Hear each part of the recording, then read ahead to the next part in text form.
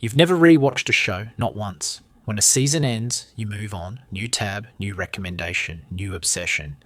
Your watch history looks like a graveyard of completed relationships. You commit once.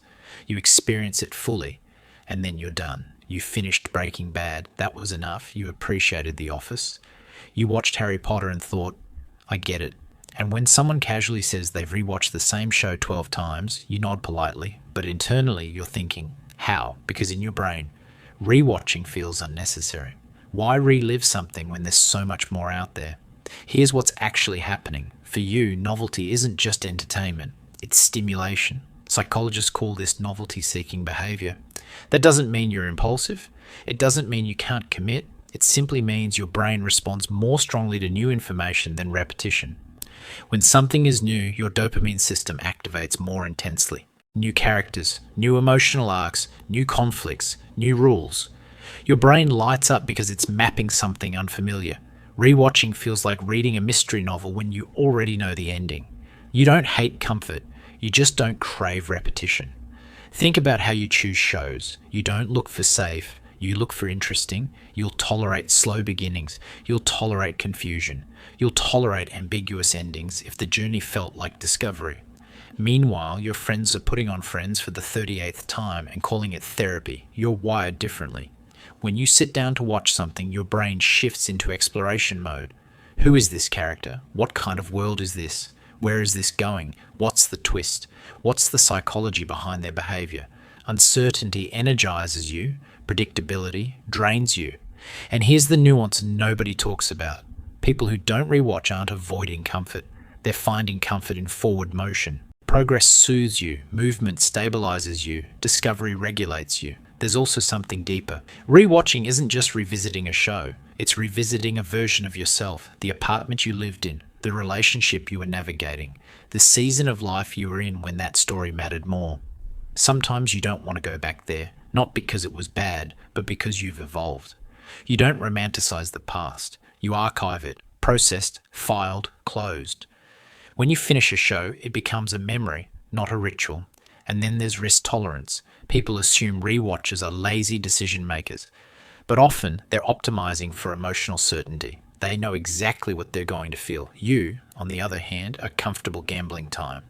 You'll invest 8 hours into something that might disappoint you. You'll start a series without guaranteed payoff. You accept the possibility of wasted time because the potential for discovery outweighs the risk. That says something about how you approach life. Research shows people high in openness to experience seek novelty, variety, and new perspectives. They crave mental stimulation. They get bored with repetition. Familiarity doesn't soothe you, it stagnates you. Rewatching can feel like standing still. And here's something subtle. Sometimes you don't rewatch because you don't want to dilute the original memory.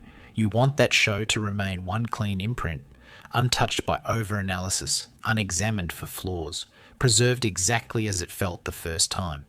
You don't want to notice plot holes. You don't want to realize it doesn't hit the same. You don't want to risk shrinking something that once felt significant.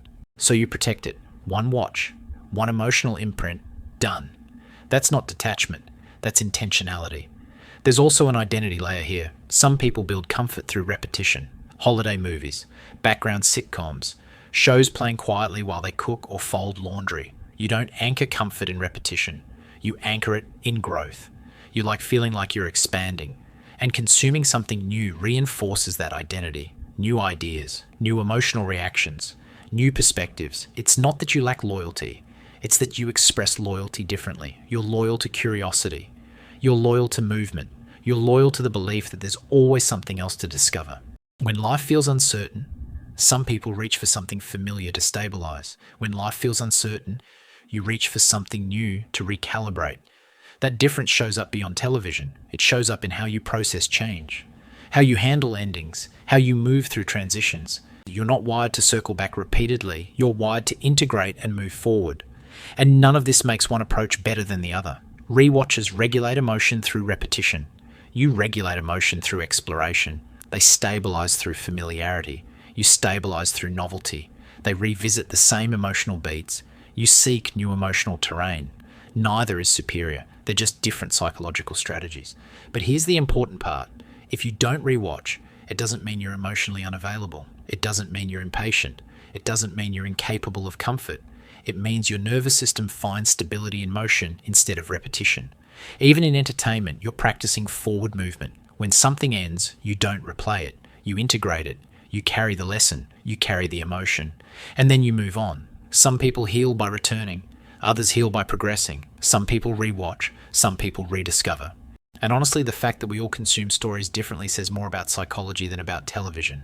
So if you've never rewatched a show in your life, if your watch history is a catalogue of one-time experiences, if the idea of watching something twice feels unnecessary, shit, there's nothing wrong with you. You're not avoiding comfort. You just define comfort differently. And somewhere out there right now, there's a brand new show you haven't seen yet.